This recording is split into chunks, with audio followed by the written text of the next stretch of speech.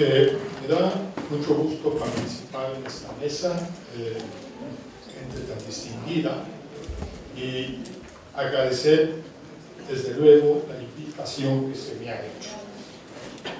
El tema ¿qué desempeño económico requiere México? Me llevó a recordar una serie de publicaciones, a mi juicio, fundamentales y, por cierto, todas ellas muy recientes, que han editado instituciones, organismos multilaterales.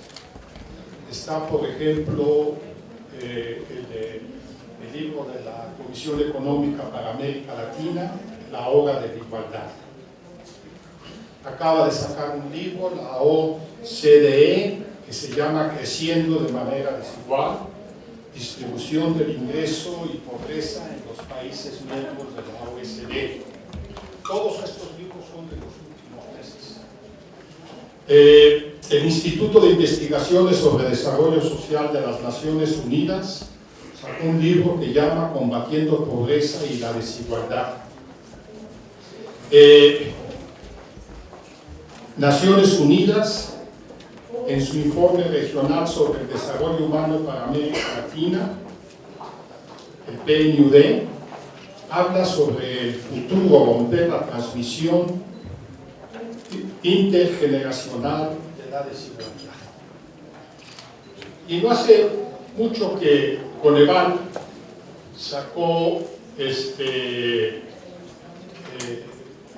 a partir de la información de INEGI, sacó el estado general de la población en México en materia de desigualdad y pobreza.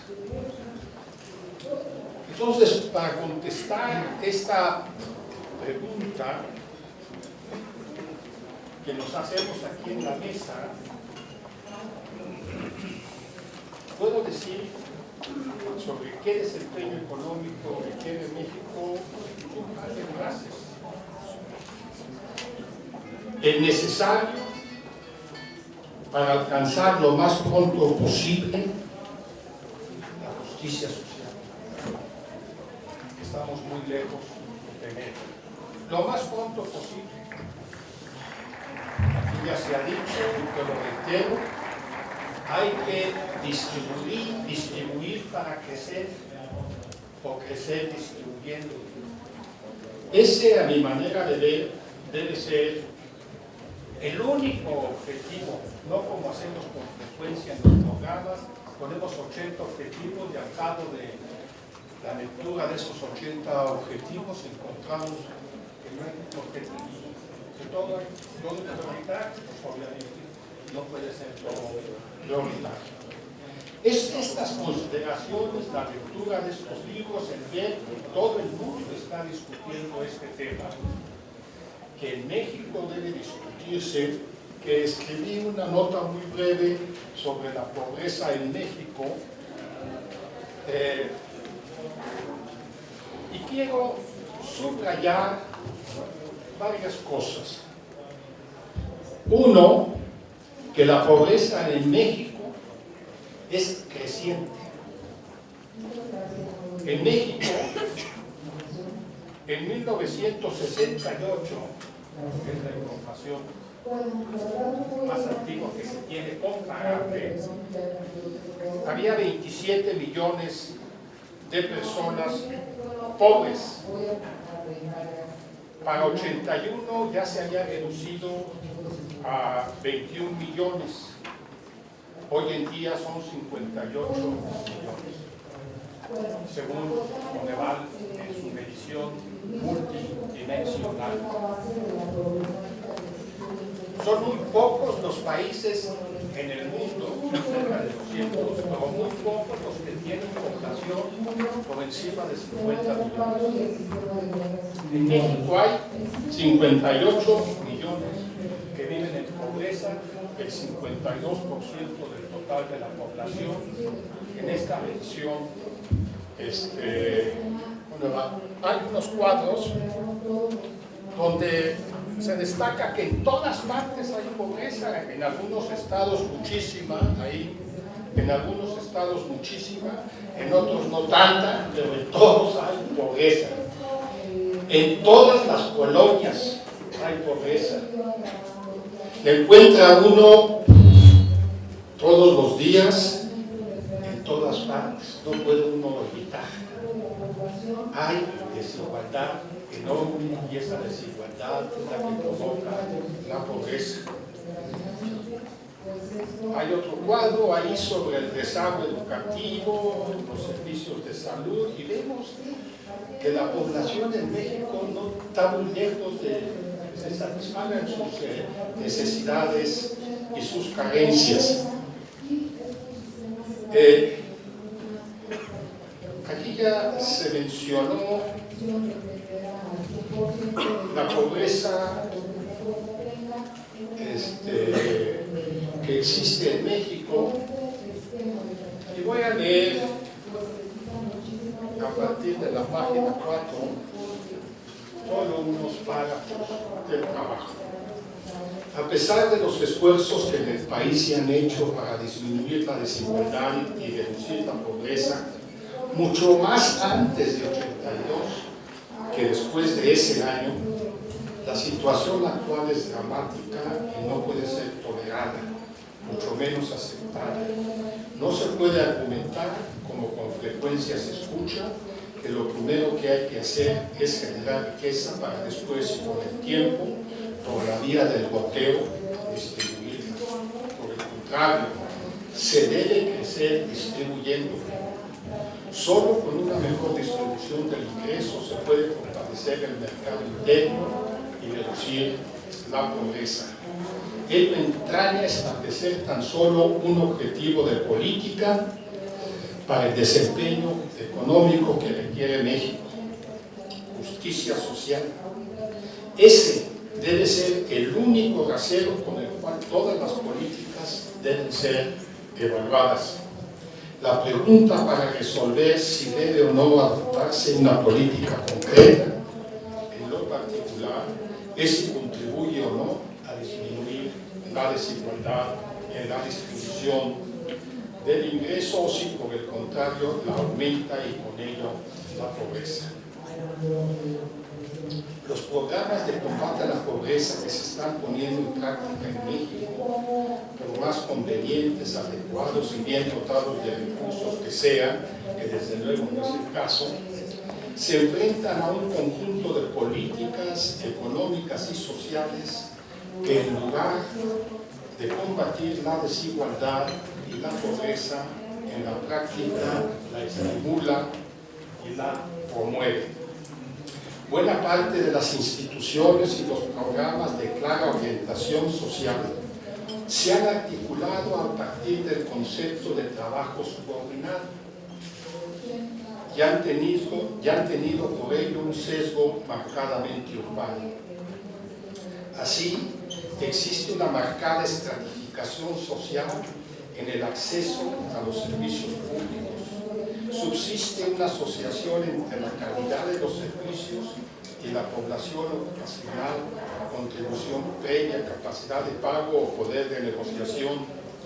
Quienes en México tienen acceso, por ejemplo, a los servicios de atención a la salud y a la seguridad social, se encuentran ante un sistema segmentado, altamente diferenciado de servicios, que va desde los ciertos trabajadores del sector público y privado que se benefician de un sistema privado elitista con contratos y seguros de gastos médicos mayores, hasta el seguro popular, pasando por los asegurados del ISSSTE, del IMSS, los que tienen el ISFAN, las Fuerzas Armadas, los empleados bancarios, empleados de ciertas actividades como los petroleros, en fin, la atención brindada, la calidad de los servicios, los presupuestos que se disponen, las características de las instalaciones y muchas otras cosas más son distintas, estimulan la desigualdad. A la desigualdad existente entre los diversos sistemas de atención a la salud y la seguridad social se suma la desigualdad existente dentro de cada uno de los sistemas. no son iguales los servicios y las instalaciones de, por ejemplo, el Instituto Mexicano del Seguro Social en el Distrito Federal, Nuevo León y Estado de México, a las que existen en las entidades de menor desarrollo relativo, como Guerrero, Oaxaca, Chiapas.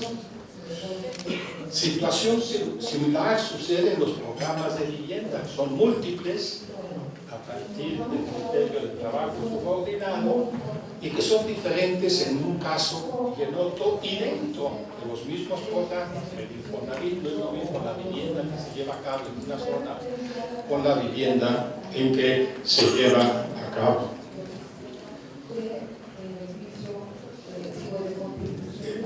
Aquí pongo el caso extremo de a los pobres se les da un pobre programa de vivienda, el piso firme, no necesitan otra cosa.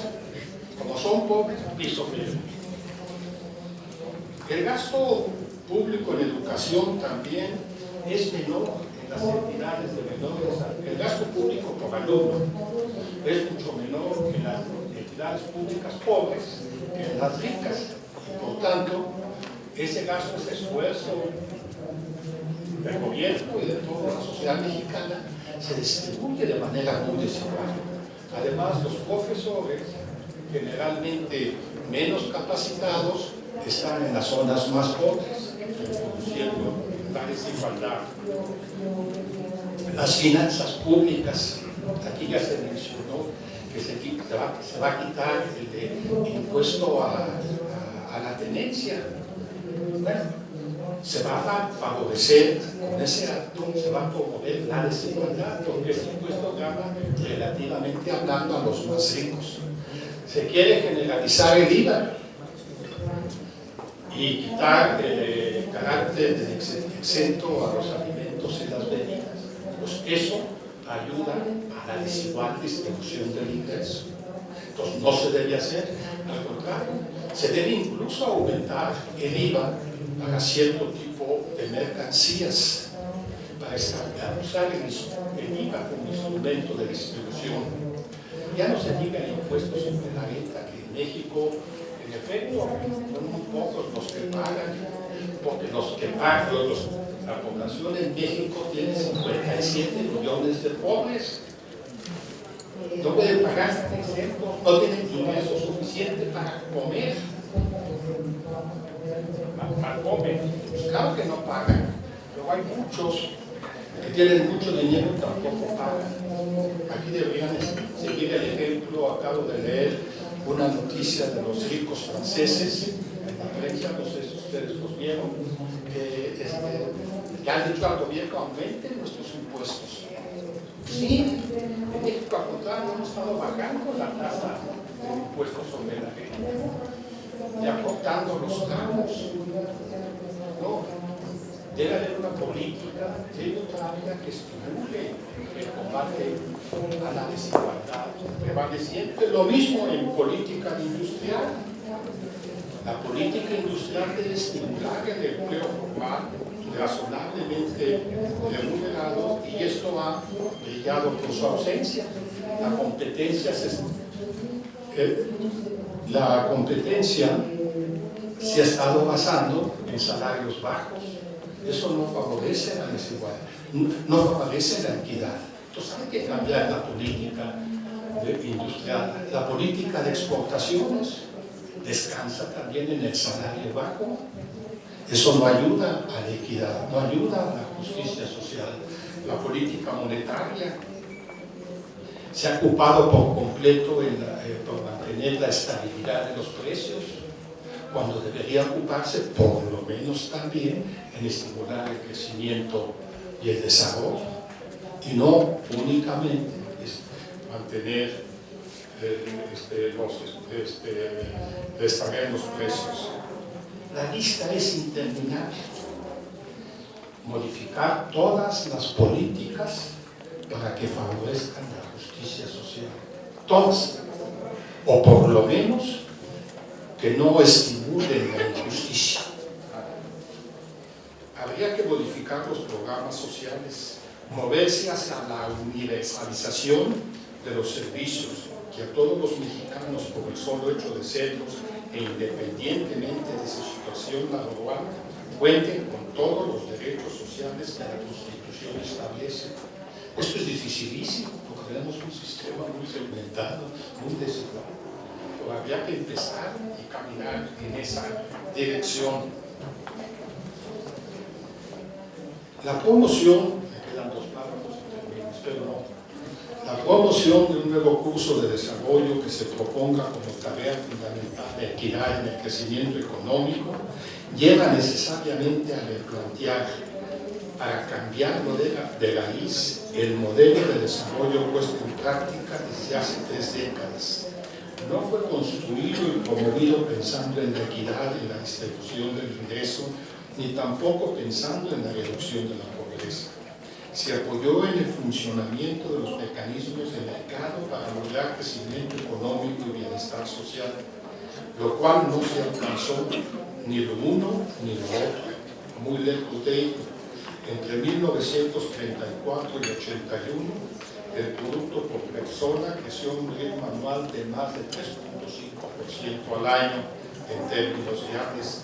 De 82 a la fecha, hemos crecido a un ritmo anual de 0.5% al año en términos reales. En este último año, hoy en México, hay más pobres que en los años previos, y en términos relativos, los pobres siguen siendo la población mayoritaria. Lograr ello entraña buscar un adecuado equilibrio entre Estado y mercado, recuperar al Estado para que en la democracia promueva de manera efectiva el desarrollo con justicia social, convertir la democracia en mejores resultados económicos y sociales y no solamente en un mecanismo de transmisión del poder. Es necesaria una política económica y social integral para transformar la marcha y la dirección de la economía nacional. Una nueva forma de desarrollo que se despliegue en un crecimiento económico acelerado, sostenible, sustentable, con una redistribución social y regional del ingreso y de los frutos de ese crecimiento. Es necesario para ello un acuerdo colectivo que articule en función de propósitos bien definidos la cooperación de los diferentes actores económicos y sociales. Y ello no se podrá lograr sin el concurso activo y sostenido de la sociedad, de sus organizaciones civiles y laborales, de la población rural y sus organizaciones, de los empresarios, de los medios de comunicación social, de la academia. Un acuerdo colectivo en el que todos deben poner de su parte, pues implica cambios y sacrificios personales. Solo así se tendrá un mercado interno robusto, fortalecido. Con un mercado interno sólido y enriquecimiento habrá desarrollo económico y social sostenido. Muchas gracias.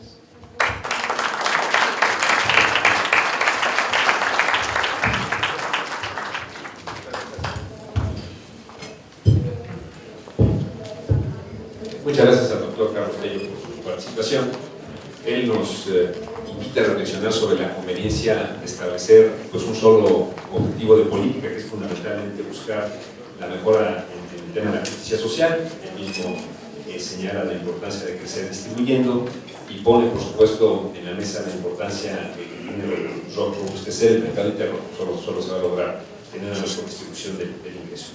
Él mismo lo decía, la justificación de las políticas públicas, de los programas, tendría que estar medida en su contribución a la mejora de los niveles de distribución del ingreso, y a partir de ahí pues él nos menciona, hace una revisión de distintas políticas de gobierno que sin embargo chocan con el objetivo fundamental del combate a la pobreza. Muchas gracias, doctor.